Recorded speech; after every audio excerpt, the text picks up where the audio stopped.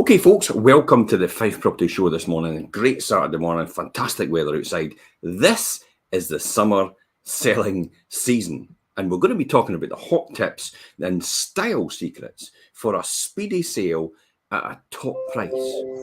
Now, in this kind of market as we are right now, that may be quite challenging, but if you get this exactly right and you follow this pattern for success, it should work for you every single time. Good morning, Perry. How are you? Morning, Jim. I'm really great, thanks. The sun's out, as you say. The sky's blue. Summer's here, so it's time to view. World-class poetry aside, with the sun shining bright and the nature in bloom, the conditions are perfect for selling your home when it looks at its best. I mean, capturing the essence of summer is a surefire way to win the hearts of buyers, and with forecasts for a long stretch of hot and balmy days in 2023, you can evaluate every viewing with our expert top tips. Now, the things that we're going to talk about today are the all-important first impressions. And everybody goes, well, I know these. Well, you possibly don't. And then you've got to ask yourself, is your house selling right now? Well, you probably don't know them then, if that's the case. The fresh and breezy viewings, the organic and philosophical design, the art of accessorizing and the styling the gardens and balconies, something that you're probably better at me than this. This is definitely my topic, considering I'm doing my garden at the moment. So, yep. I mean, whether your home's hitting the market for the first time or you want to refresh your marketing for a new summer push, everything you need for the brightest season for selling is right here, right now in this show today. Okay, so let's get started. What's is this all about? We talked about this, Perry. Is this all about summer curb appeal? What can we say about this? Yeah, absolutely, it is curb appeal, because that's the first impression, isn't it? Someone pulls up outside your home. Top tip before we even get into the discussion: I was doing viewings yesterday with a couple, and they were leaving the property, and the property's immaculate. It's beautiful. It's the one we've got on Gilmer Avenue. It's just stunning. And the couple finished the viewing and they went out to the front, and there's a beautiful big monoblock driveway, and it's really designed nice. And I said to them, oh, by the way, because it was kind of a little bit rainy when they arrived, but it was lovely on the way out. So I said, did you get an opportunity to have a proper look at the driveway and everything before you head off? Well, actually we did, because we've driven past it 4 times before today anyway. Yeah.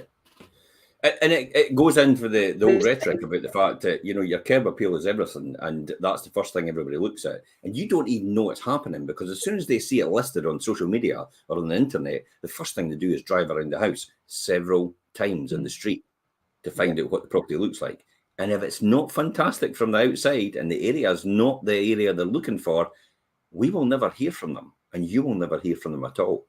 So this is why curb appeal and first impressions is the most important thing. What's the sort of things we need to cover then? This is obviously core basic principles of selling, isn't it? It is very much so. And I think sometimes as well that when sellers are preparing their homes, sometimes they get wrapped up in the big things and you forget the little things, but actually often it's the little things that matter. So your curb appeal, I mean, there's no such thing as the old saying, you only get one chance to make a first impression, and it's true. And for me, a home looks loved and a home will sell quickly if it's prepared properly. So I think now's the time to look at these things. So it's like making sure your windows are clean. I know that sounds really basic, but clean windows on sunny days is a massive thing, because not only from the outside does it look great, but it's when they go in. Here's a classic one right now for anybody tuning in or listening right now. If you think that's the case, have a look at your windows and your door frames right now, and you'll probably find they aren't even cleaned. Yeah. So windows being cleaned, door frames being cleaned is a big thing. If you've got like little bits of flaky paintwork, so if you've got timber windows, I would certainly address those and see to those as well, and give them a wee quick. I see that a lot on the dormers. The dormers are a lot higher in properties. Now, it's going to be difficult, because if you need to get up to the second floor, because it's townhouses usually typically in East Neuk, it's going to be difficult to actually get up to the second floor. But sometimes you can actually just open the window and just give it a lick of paint outside, or just brush it down with a brush and then just give it a quick lick of paint as well. And something is better than nothing, especially if the whole of your house and the brickwork and the stonework looks absolutely beautiful for the ground floor and the first floor, and then all of a sudden the second floor is like, yeah. That's a good way to describe it, but it's true. I think it's even simple things. It's not just about your frameworks and your windows. Again, we see this in a lot of properties as well, where they've got the wrought iron stairwells. Yeah. So again, you know, if they're all rusty, just give them a wee brush down. Wee coat of Hammerite makes a massive difference. Hammerite's so quick, isn't it? Oh, it's like really just, quick. you get the one coat, you can even get away with painting over the rust. You can sometimes, yeah. You can. Apparently, the old adverts used to say that it just eats the rust up at the same time, and then just bonds itself to the actual metalwork itself. You know, there are other brands out there, and there's probably an own brand for people like B&Q and stuff like that. Yeah. I have no doubt about that, and it's probably just the same thing, but you're paying for a name. So maybe if you're wanting to pay less of a cost for the paint and everything like that, maybe own brand products is the way to go. Well, they are. I mean, and at the end of the day, you have to remember this is for you to make a first impression. You know, if someone wants to change that, then they can change that later on, can't they? Yeah. But I think as well, if you've got these traditional doors, because again, we've got lots of properties in Fife which have like the larger than normal doors, and what they typically have are the brass knockers, letterboxes. So again, polish those, get them nice and bright, take all that. You know, when you get that tarnish blue, almost like mold on brass, isn't it? And it doesn't look very nice. It's a green. And you know how I know it's a green? Because I used to have to do them in my teenage years. Oh, right, okay. In your window cleaning days. Yeah, in my cleaning days, I used to have to do kids' light bite in Cooper, the brasses, twice a week. Oh, it drove me crazy. But literally, and I could smell the brasso and I can feel it on my hands right now. But it doesn't look attractive. So brass is actually quite difficult to maintain. So possibly even think about actually changing it from brass to something else. You know, make it easy on yourself. I think as well, you can make, if the wooden doors as well, you can switch them up a bit with some nice colours just now. I see a lot of olive painted doors now, and that always looks quite nice against the sandstone, doesn't it? Yeah, I'm a big fan of the pillar box red and Oxford blue still. And you know, the one that I used to use all the time was the deep brown, which was actually quite nice in other properties. But you know, these are sort of things that are quite striking, and actually your house stands out then from the rest of the street. But also the fact that you see a nice shiny front door, and when it stands out, it immediately tells someone, actually, you've been taking care of this property. Yes, absolutely. And it's just a door. I know, but it's not just the door, is it? It's the entryway to the whole of what comes next, and so it's really important to get that impression over. Yeah, definitely. So that's really important. I think as well the curb appeal with gardens. You know, we've got beautiful seasonal colours just now. So again, summer blooms. I mean, I love geraniums, marigolds, pansies. You know, peony roses as well. I just think are really nice. Loads of things you can do. If you've not got a lot of space, you don't necessarily have to have ground to do that. You could do baskets, pots, window boxes. There's all different ways that you can make a house look lovely and colourful and really welcoming for your viewer. So really important that you do that as well. The one thing I need to do right now is the hedges. They are overgrown. Oh my goodness. Yeah. It's like, and I just keep looking at them. I've got about, I think, 22 meters of hedge. And when I look at it, I just think I'll just close the blinds again. Well, I must admit, when I was up at your house the other day, James, I was going to say to you that hedge needs trimming. Oh dear, it's like I should really just get somebody to do it, to be honest. But there comes a point as well. We've got some big conifers from before, and the difficulty with that is you typically usually have birds' nests in them at this time of year, and so therefore you can't do anything about them at all. And the same when it comes to the hedgerow. So it's more or less this like what is it, rewilding or something like that they call it? Yeah. You know, just like, oh, let it grow. In other words, I can't be bothered. Rewilding, aka I can't be bothered. Well, the council are getting very good at that just now with all the grass verges, aren't they? Yeah, but I wouldn't say that about the council, would I? No, not at all. Very topical. But yeah, I mean, you can trim hedges and things like that and just jet wash pathways. But again, just be mindful that there are wildlife out there, as you say. Remove anything, again, it doesn't belong as well. You know, if you've got broken pots or old bits of rusted frames for something, just get rid of them if you're not utilising them and they don't add value to the look. I think that's important. I actually think quite a lot of times you don't know or you don't notice it because it's been there long. Whereas when you get an estate agent round to look round the property, they begin to notice all these small things for you. You actually it's like out of sight, out of mind. You just become, you know, the nose blind advert about smell.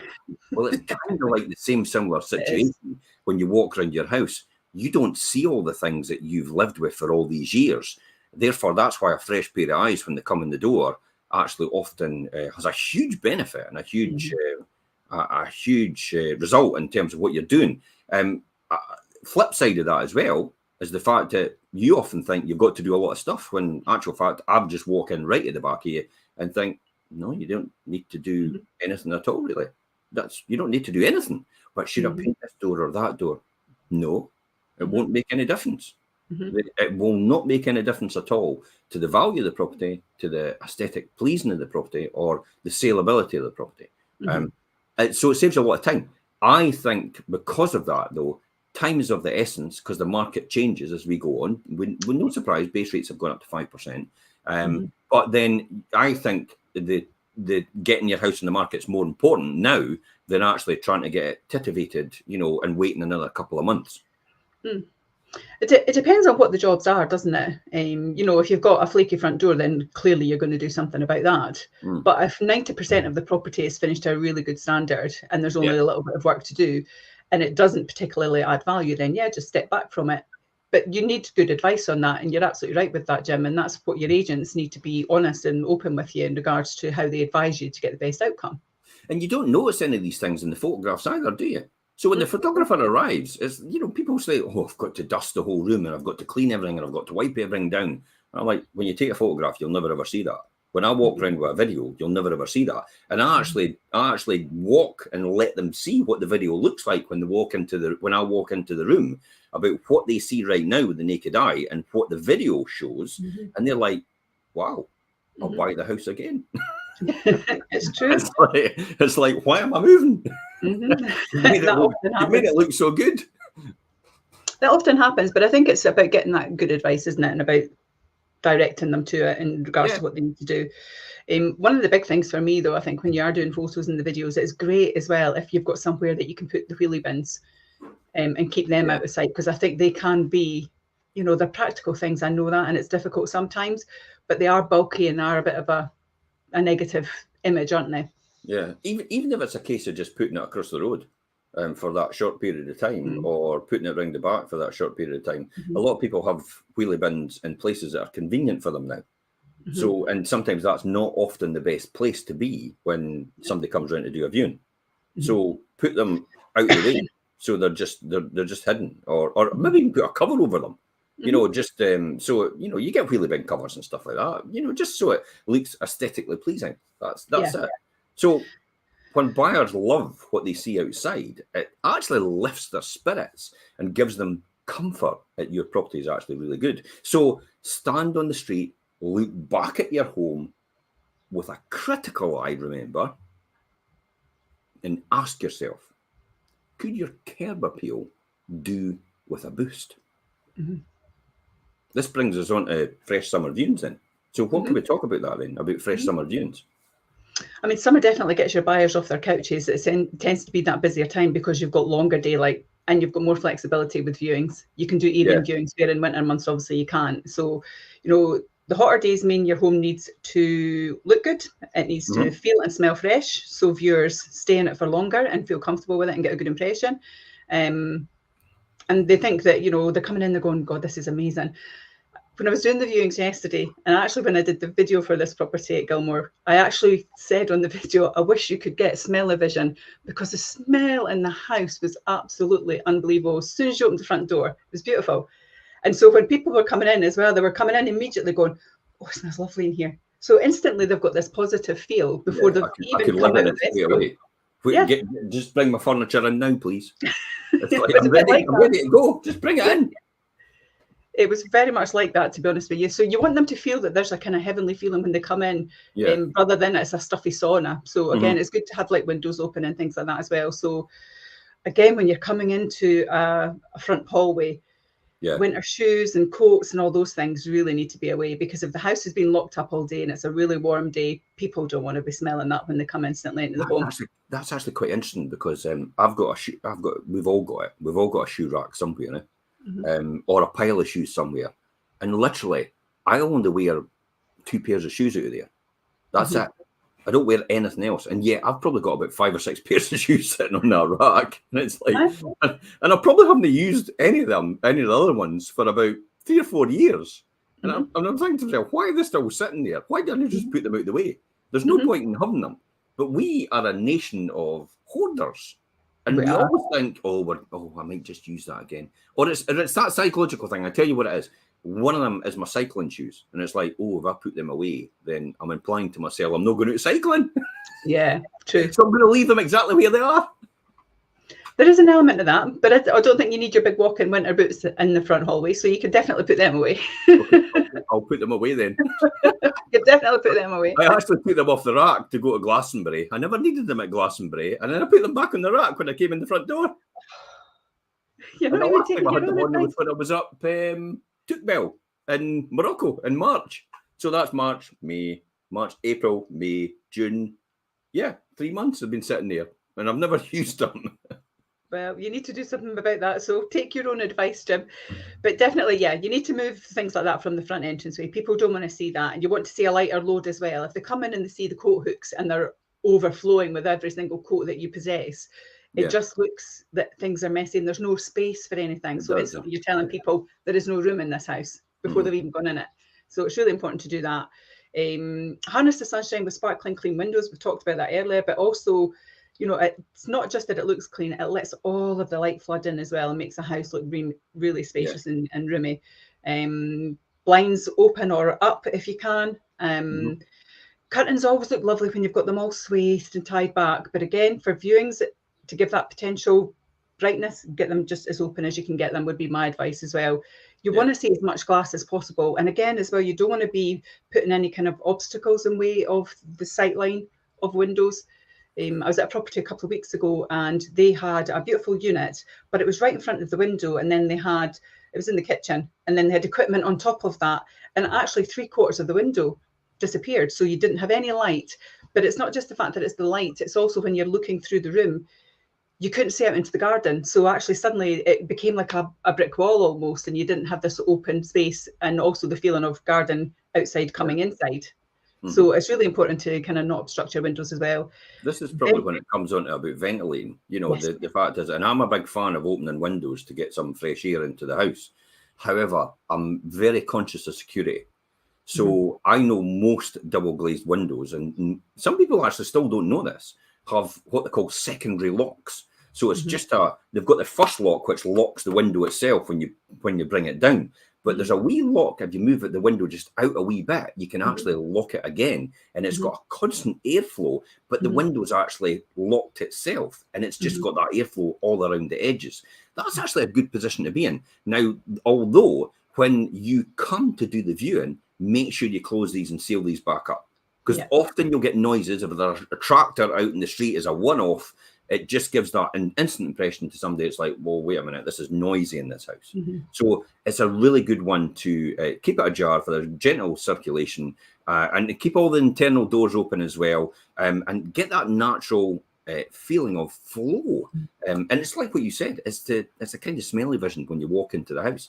Is that the first impression you get?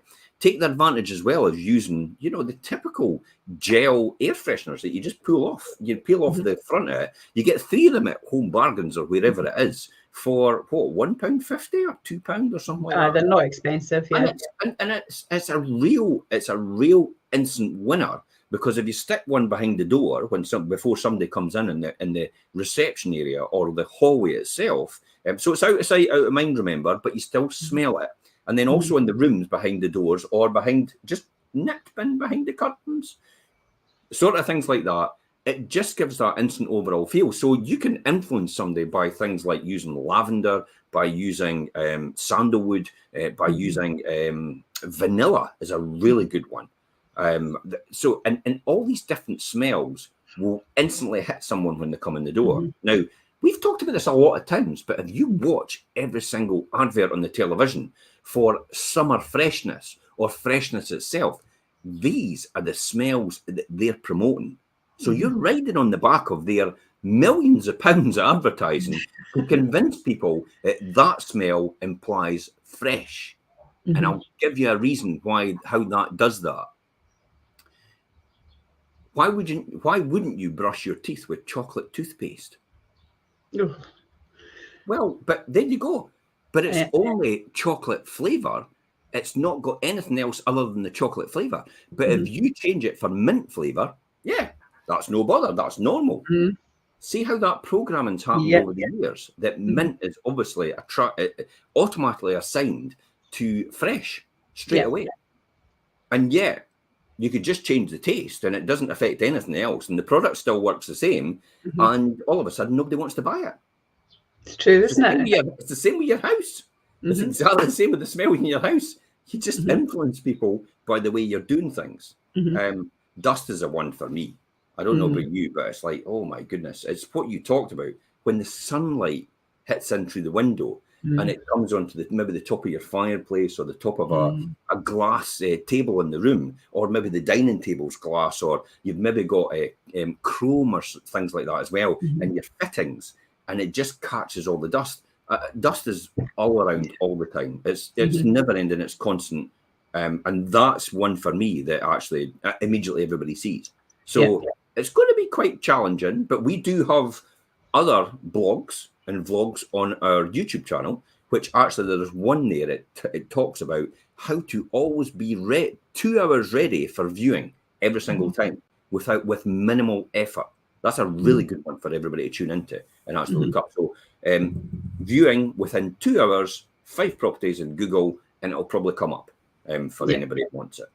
What's the other things we've got to think about? I mean, we're talking about dust and overstuffed cupboards. That's probably one of the other ones, isn't it? Yeah, and decluttering shelves as well is a big thing for me. You walk into some homes and it's fine because the home's lived in and they're living there and they've maybe got young children and there's toys everywhere and there's books everywhere, and that's fine. But actually, for that purpose, and again, it's as you say in that blog, Jim, that's in there, you get a little crate, you fire it all in there, you leave 2 or 3 nice items up, that's fine. Photos, videos done, viewings are done. When they're finished, you can put all your other things back up. So it's just about that quick swap around. But it makes a massive, massive difference when people come in and they can see space. Whilst you're living there in your home and you've done that, it may look clinical and it's not what you're used to, but it's a very short window of time. So it's worthwhile doing it because it's the end result you're after. The one for me is the fridges and the freezers and the dishwasher. See, sometimes a lot of people actually just leave their dishwasher with all their unclean dishes in them. And immediately somebody comes in and they do a viewing and they open the dishwasher and it's like, whoa, yeah, boy, it's reeking. And it's like, oh no, you've more or less gassed it. I've done all this effort to get somebody to this stage and actually get them possibly to make an offer at the end of this. And it's like we've gone all the way back up to the very beginning again, simply because I should have washed the dishes, or I should have made sure I had done a quick rinse or clean cycle of the dishwasher, or I should have put you get fridge fresheners, by the way. I should have put a fridge freshener in there. Because people will look at that, because if they're integrated appliances, that's what they're going to get. So they would look at it. And that for some people, if your house looks pristine, this is a classic here. If your house looks pristine, they have got nothing else to look at except things like that. That's true. That's why they go for it straight away, and they open the fridge, freezer, or they open the dishwasher to see what that is, because it's an integrated appliance. They open the oven as well, and they look at the hob. And if it's not that glamorous, it's, it kind of isn't. It's like that curb appeal, isn't it? It's exactly like that. I mean, generally viewers don't open cupboards and things, but as you say, because they're integrated appliances and the things they're going to utilise, they will sometimes want to open it to just actually see what space there is inside them. And whether it's going to work for them. So that's a really good top tip as well. So if you can get away with it, don't overstuff the cupboards. Maybe actually consider putting the stuff out in the garage in the meantime. There's no surprise when you open the garage and your garage is full to the gunnels and there's no car in it, because that's what everybody has. So exactly. It's almost a given, isn't it? I think the other thing as well is, for me, and I've got one, I love my little fur baby. But again, if you do have pets, put their beds away, put the pet bowls away. It's 5-minute job to just tidy those things away and put them in the pet cupboard, isn't it? Everyone's got a pet cupboard if you've got a pet. So just put their bits in there while the viewers are taking place. Then they can all come back out again, because people don't want to see your cat bowls and dog bowls and well, yours have got a whole suite. They've got their own blooming house. Exactly. Yes, they've got their own. We're just transient tenants according to the pets that we've got. It's like, what are you doing in my house? They've got the West Wing, Jim. But it is important to put those things away, because it's not just how it looks either, though. Again, it's warm days, so if your pet hasn't eaten all of their breakfast or whatever, it will start to smell too. So it's that thing. Yeah. So we see that all the time. For busy viewings, when we're booking one after the other as well, fill your kitchen sink with ice and pack it with reusable glass bottles if you want to. So some people quite like to come in if it's warm and that, and your viewers will maybe want a glass of water. It's nice to be able to do that, to rehydrate them. So again, they're feeling comfortable with everything. It's like the whole in your kitchen space. It is a good top tip, especially with it being so warm just now. So for to even to offer somebody a bottle of water or something like that is actually it's quite good. It's quite an ingenious tip actually for a minimal cost.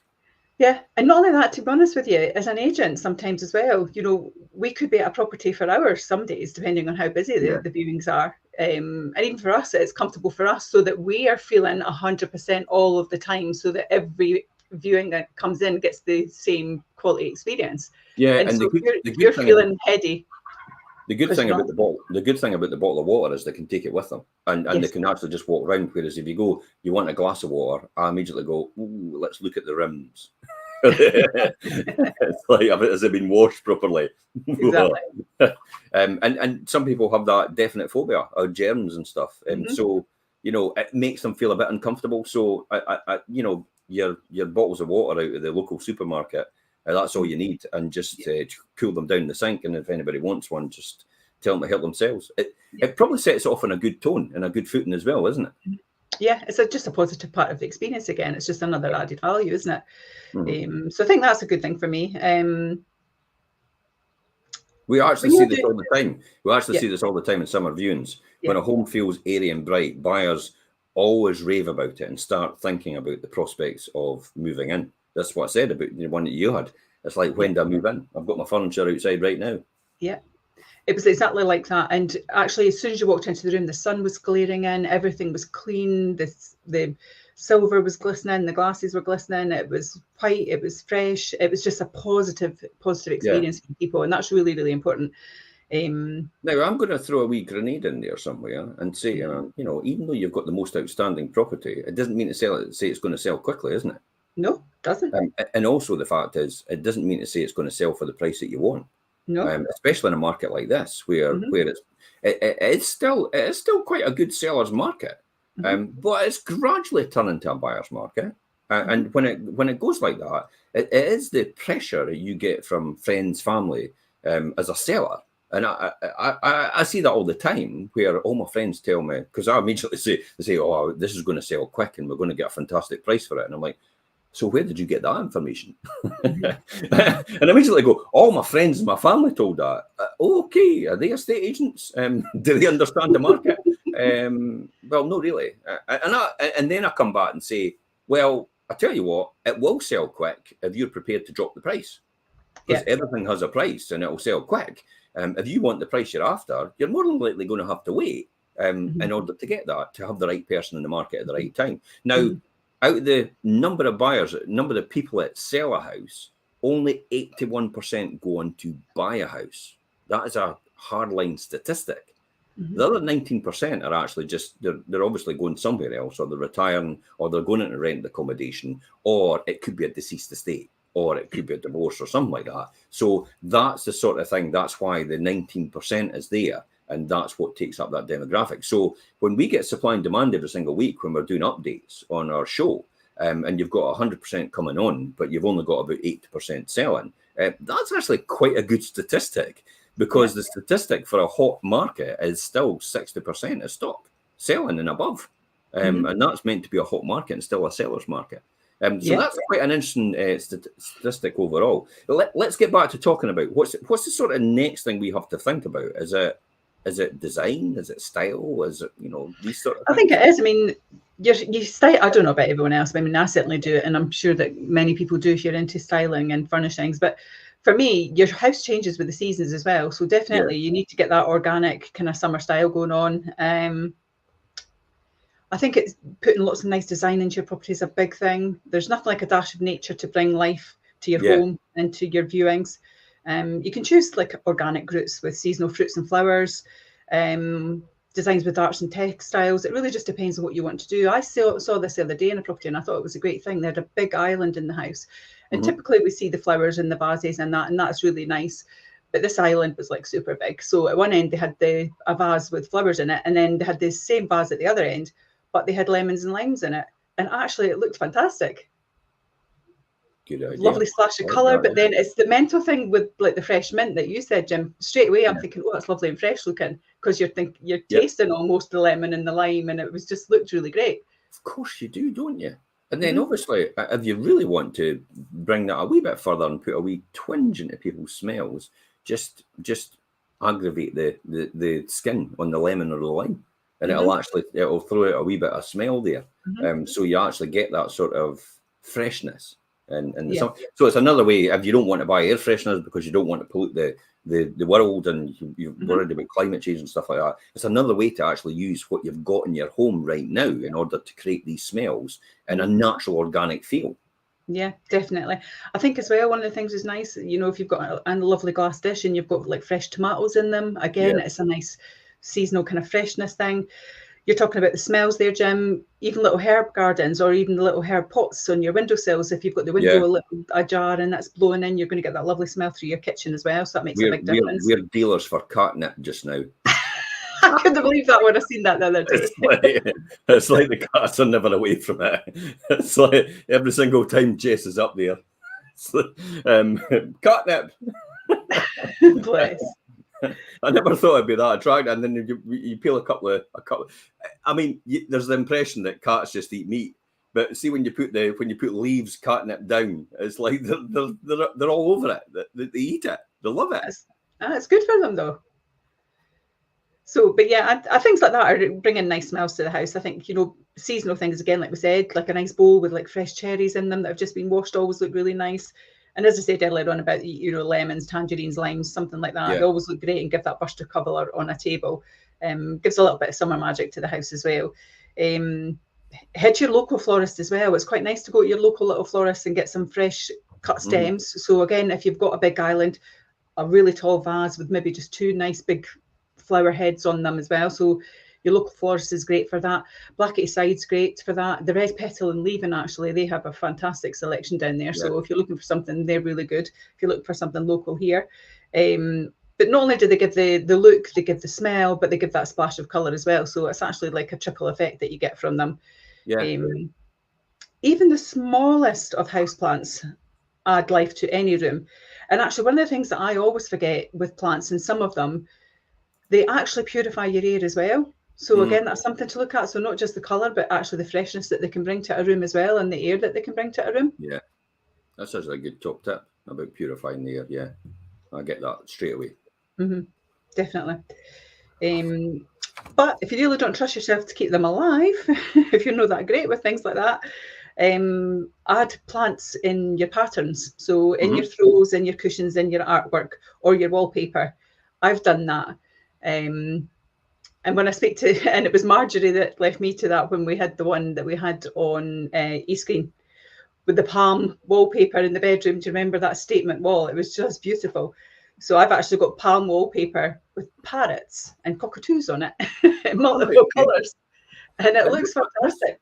This all adds to the whole thing. I mean, Dave Sleet actually says sensory connections always help hook the mind to a home rather than just a house.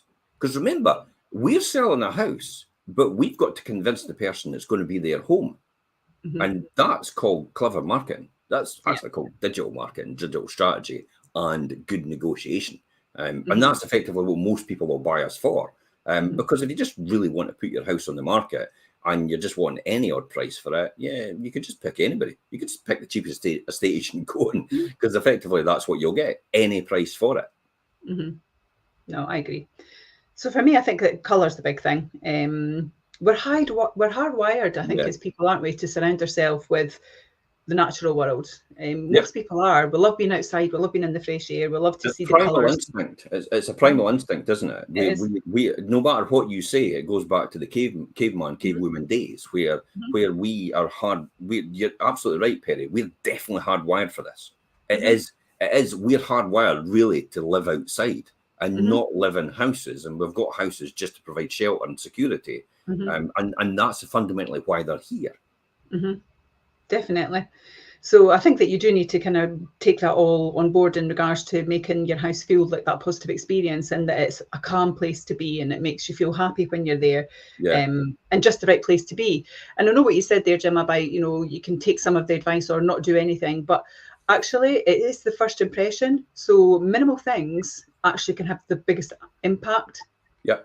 Doesn't have to be ripping out kitchens. Do you know what I mean? Because that's just a pointless affair sometimes. Yeah, because people do, we do obviously think in terms of materialistic things when it comes to a house and how things look, and we have talked about that quite a bit. But the emotional side, and exactly what Dave said about the sensory side, is I would say is the most important. It's not about the features; it's the benefits that people get from it. It's how they feel about it and what they feel it will give them. Will make the decision whether they will buy this property or not. You could have the best kitchen in the world. You could have the best bathroom in the world. You could have the best show house in the world. But if it's in the wrong street, they're not buying it. And also, it could be the best, Jim, but if you come in and it's dirty and it's not sparkly and it doesn't smell right and it doesn't matter how many tens of thousands you spent doing it. No one can see past that. It's the chocolate toothpaste thing. It is, totally. Yeah, I'm getting that straight away. So this is your thing. What I need to talk about. It's like, we're getting excited already. I'm not even talked about accessorizing yet and accessories, and you're immediately going, yes, your beauty. Here we go. I'm doing that a lot at the moment. So yes, summer home accessories. They do actually say the devil is in the detail, and pepping your home with touches of summer style, it can create that timely and on-trend look for the viewings and the photos, and also the videos. We talk about a lot of viewings and photos, but I think personally the most important thing in this is, how does the video come across? Are people engaging with that video? Are people engaging with that walkthrough? I actually had a meeting with Meta the other day, and I was talking about this, and they were going, do you realize your videos are actually 10 minutes and 12 minutes? That's actually quite a long time, according to Meta. It should really be cut down to about 30 seconds or a minute. And I says, well, funny enough, if you look at the statistics, nearly every single person actually goes the full distance in looking through these videos and watching them. And they looked at them and they went, geez, you're absolutely right. It's like, how is that? They were actually quite astounded that a lot of people will sit for a whole hour and actually watch our broadcasts, listen to our broadcasts, and that actually blew them away. And I actually converted them into my way of thinking in terms of them telling me what I should be doing according to Meta. And they were now singing on my side saying, you're absolutely right. Yeah, I didn't realize that. That is amazing for a £1 billion company to actually come up and say, actually, and what you're talking about, you're doing it exactly right. That's effectively what they said about the pre-portals, because they thought the pre-portals were too there wasn't enough length in them. In other words, there wasn't enough time they were on, so their algorithms can't learn what's going on and who to target. But then when I explained it to them and what we were doing and what we were trying to achieve, they went, wow, you're spot on. You're exactly doing the right thing. I just hope they don't copy it and tell it to everybody else because it's proprietary to us. Yeah, definitely. I think it is important the way that the video works, and I agree with the statements that you're making there. And I can see why they would think that, Jim, because at the end of the day, their marketing generally is that quick snap, isn't it? Half the time you don't even know you've seen it. It's like that constant thing when you're watching a movie and something's popping up quickly and you've not seen it, and then suddenly you go away and get a Coca-Cola. Well, that's because you've seen it 15 times. Yeah, you've seen it 15 times and not realised you've seen it. but actually it's really important in the video, and I think it does give you the whole sensory thing, like Dave was saying as well.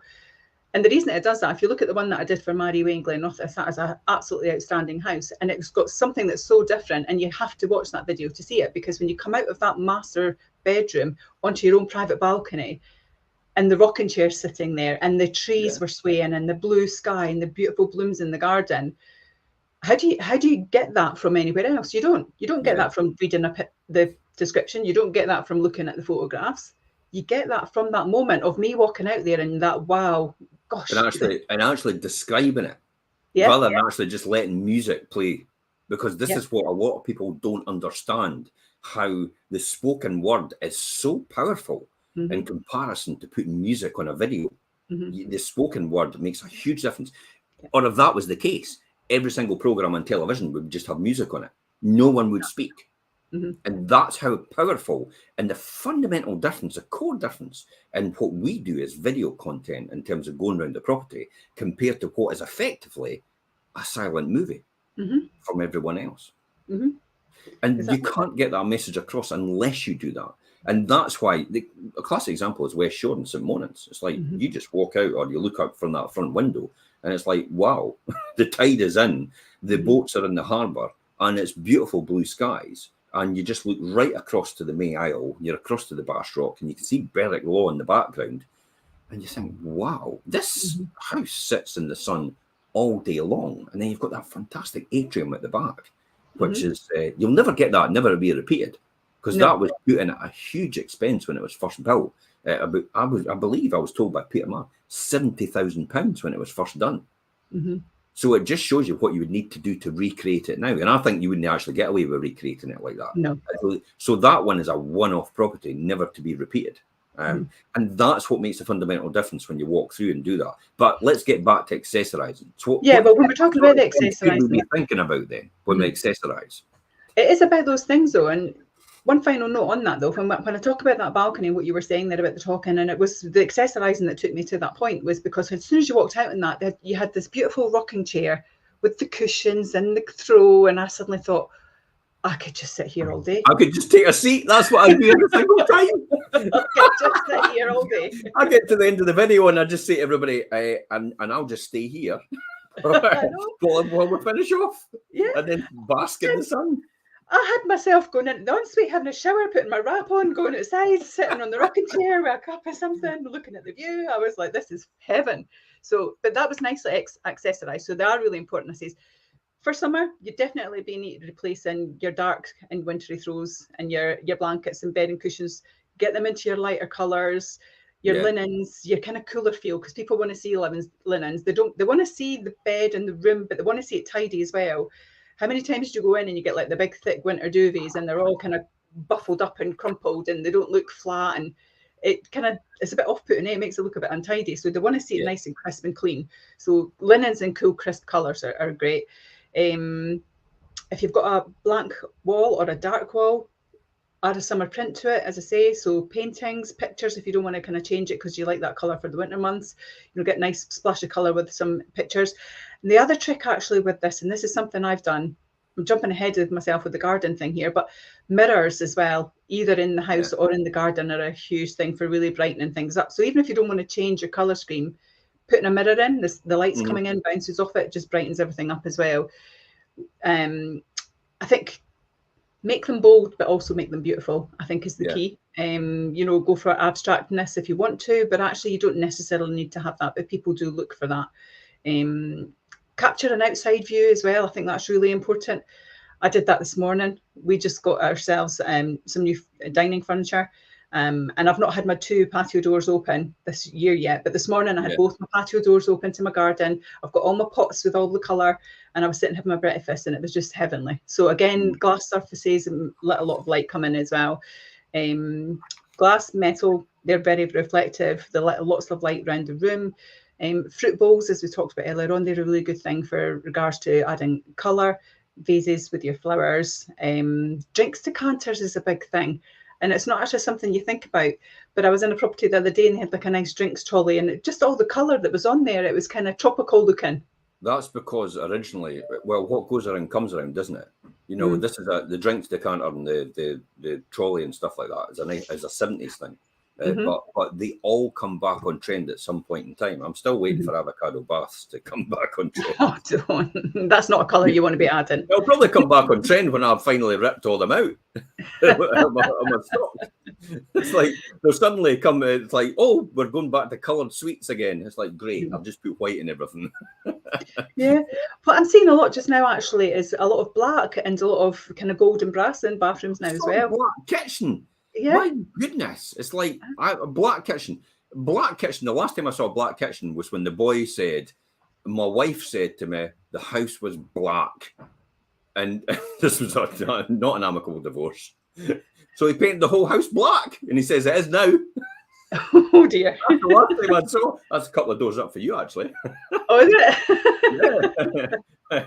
That was that's the last time I saw a black kitchen. But I saw the other one yesterday, actually on social media, and it was all black with chrome fittings and chrome furnishings and beautiful worktops as well. And I thought, wow, that actually works. Mm-hmm. It depends on the space you have, isn't it, and how you can do it. But like you say, it depends how you fit it with fittings and the worktops, but it makes it really nice. But it's astonishing how little tricks like that can make a big difference. They can not only make a room look bigger, they can make the room look fresher, give it a completely new look, maximize the sense of natural daylight in every corner of the home as well. And I think that's a big thing. Yeah, I mean, Dave actually says coordinating and theming colours throughout the home, so there's an easy flow from one room to the other.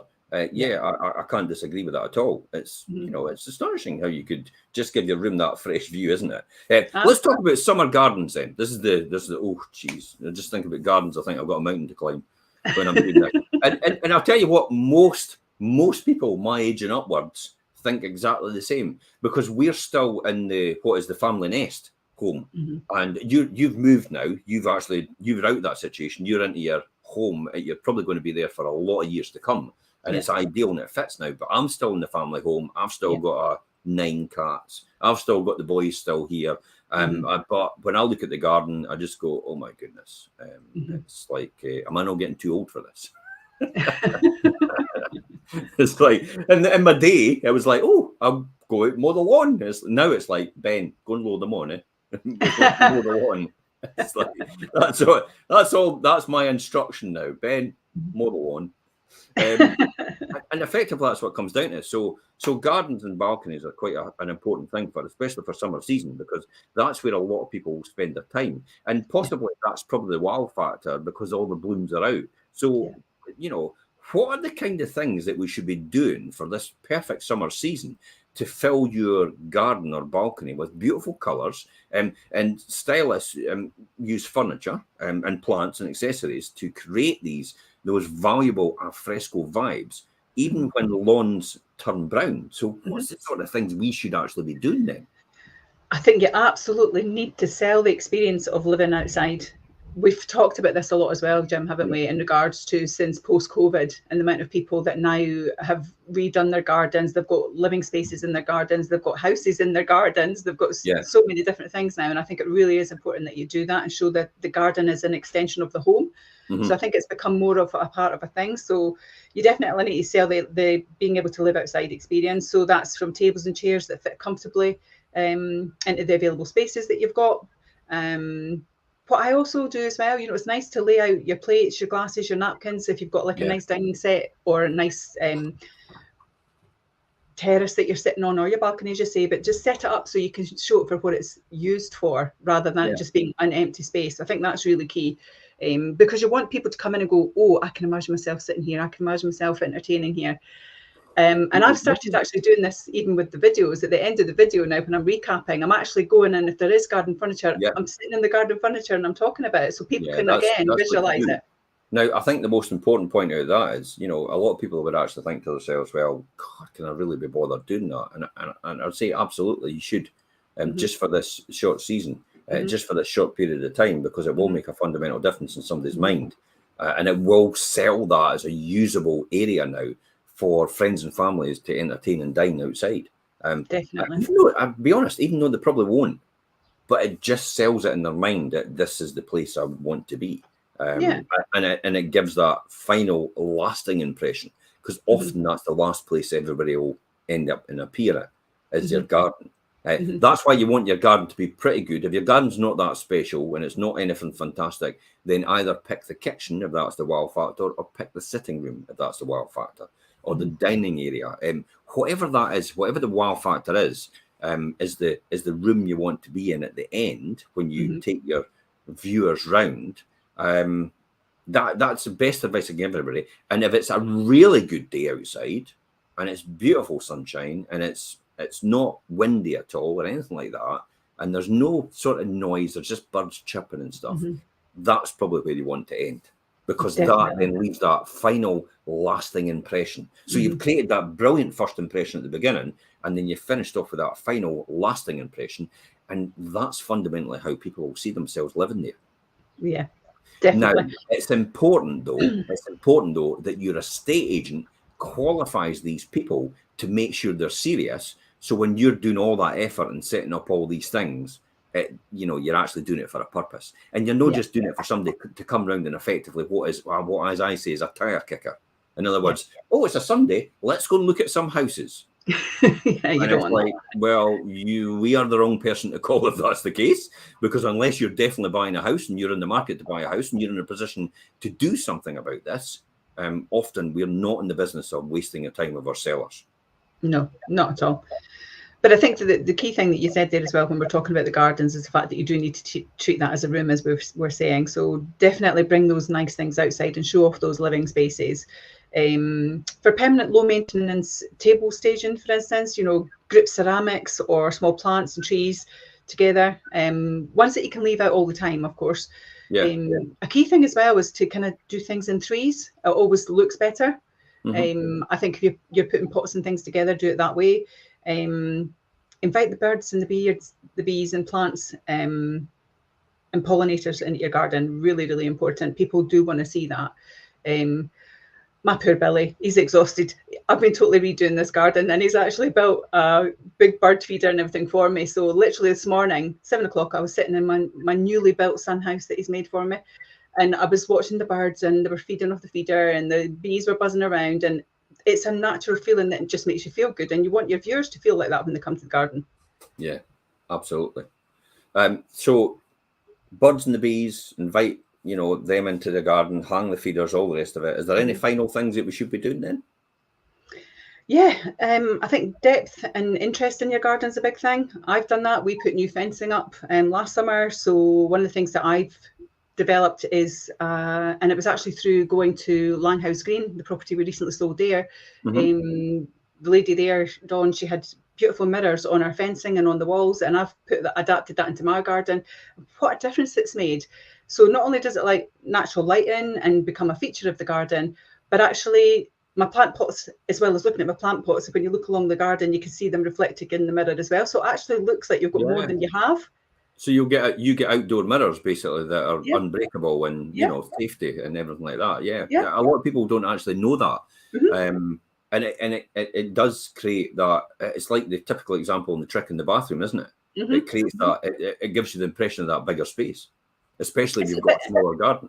Yeah, it creates a bit of an illusion. But actually, even if you've got a bigger garden, because sometimes having a big garden can be an issue and people go, oh, this is too much. But when you see all these little things on the fences and on the walls, it just makes a really big difference. And they're eye-catching as well. I think modern sculptures in the garden, water features. We've just got a water feature that we've just put in. Wasn't overly expensive, but it looks fantastic. It sounds great and it looks great. So it's about adding statement pieces to your garden as well. And I think sometimes that can get forgotten because you're more focused on the home. Sometimes trellis as well. Put trellis up on bigger gardens to invite some of the the climbing plants to give that overall impression of nature all around you. And we see that in the cribs. The cribs is a classic example of that. Number 5. That garden's absolutely beautiful. It sits in perfect isolation and literally sits in the sun. There's suns on that garden at one point at any time in the day. Yeah. And then if I tell you what, I just want to go around the corner to the harbour. It's there. It's right there. Yeah. So you've got the best of everything in a property like that, really. You do. And that's what does make a fundamental difference, doesn't it? And we're effectively We're not selling a house, we're selling a lifestyle, aren't we? Yeah. It goes back to the very opening statement when you said, you know, if you just want to sell the house and get a number, then you could just advertise it yourself if you wanted to. You know what I mean? There's easy ways to do it. You could just go with the most popular estate agent in the town. That's really all it comes down to. If they're the cheapest going, then crack on. You'll not necessarily get the best price at the end, because we all get different prices for the same properties. Yeah. Newsflash, I'll say that again. We all get different prices for exactly the same properties, exactly at the same time. How is that possible? It's all down to clever marketing and strong negotiation at the end. And that's where the added value is added. It's not the few £100 that you save at the beginning. It's like, I'll go for the cheapest fee. It's like, it's who's going to deliver the best result at the end, because that ends up being the difference between hundreds at the beginning or thousands at the end. And I'm a big fan. It's like, we're not going to convince everybody that is the what they should be doing, and that's actually factually correct, because some people just don't get that. They think it's all about I need to save the money. It's like, no. You're losing money by not getting a better end result. You're losing thousands rather than actually and only saving yourself hundreds. It's a false economy, isn't it? It can be, absolutely. And it's the same thing with what we're talking about this topic. You know, investing a couple of £100 and putting some of these things into practice will actually potentially give you thousands at the other side as well. So it's really important that you take some of these tips on board, because they do work and we see them wherever we go. And we advise on it. Ideas you can get from people like, there's hundreds of ideas. Pinterest was one of them. TikTok, there's emerging people in gardens on TikTok and stuff like that, and accessorizing your home. There's also, Jen the cleaner. She's locally from Leiden. She's got 1 million followers on TikTok. And it's like, she tells you all the top tips on how to clean your house and stuff. And then you've got the blogs and vlogs that we do as well. We've got loads of content on our YouTube channel, Fife Properties TV, for everybody to go through. And it will kill it. At some point in time, we've recorded a show which will provide the solution to somebody else's problem every single time. And I think that's what a good estate agent should do. They should be providing valuable content in order to make it a lot easier for their potential seller or the potential buyer to move into their next home and move from their existing home. And that's the fundamental difference. I always say, when people say, well, you just sell houses, no, I actually provide the solution to get somebody from A to B. And it just so happens at the same time they're actually selling their house, but there could be something else involved from getting from A to B. And it could be financial, it could be a job, it could be something to do with their relationships now. It could be a new member of the family coming along, new families flying the nest. And that's why it's more a psychological leap about the next stages, because it is one of the most frightening things that people can do. If you've been in your house for 20 years, you have no idea how a estate agency works today. And often I get like, oh no, what do I need to do? And I'm like, the only thing you need to do is sign the paperwork and let me do everything else from start to finish. If I need you to do something, I'll tell you exactly what you need to do. And I'll do it as a paint by numbers. So I do this, I do that, I do this, I do that, and I do this. And that's all I need to do. I don't need to worry about anything else. It's true. I think that sometimes that becomes a big fear factor for people who haven't sold for a while. You're absolutely right with that. But some of the tips that we're giving here will actually help some of those people along the way in understanding what they need to do. Yeah. My final thing on the gardens as well as the mirror thing, is also on the soft furnishings outside as well. You get them in all of the major stores now, but you get these beautiful outdoor mats now as well that are all different splashes of colour. So, we recently painted our deck in black, for instance, and we've got like a mustard mat. So it looks like a kind of rug outside, and it just brings a pop of colour again to the room. So again, if you've got a small balcony, that's a great idea for something like that as well, to put those mats out. It makes a big, big difference. But it's all about adding colour. It's all about adding senses in regards to colour, smell, what you're seeing, what you're hearing. And if people apply those things, it'll make a fundamental difference in their outcome. So, in the final conclusion, what is the one thing right now that you think people need to know if they're selling their house this summer? The one thing they need to know right now is to make your house as fresh, clean and bright and welcoming as you can. Perfect. Mine would be realize the importance and the value of a proper video talk up. And I mean a talk up, and how much that impacts on the buyer at the other end, and the fundamental difference that conveys and translates into the additional value that adds on to the end of your price and your property.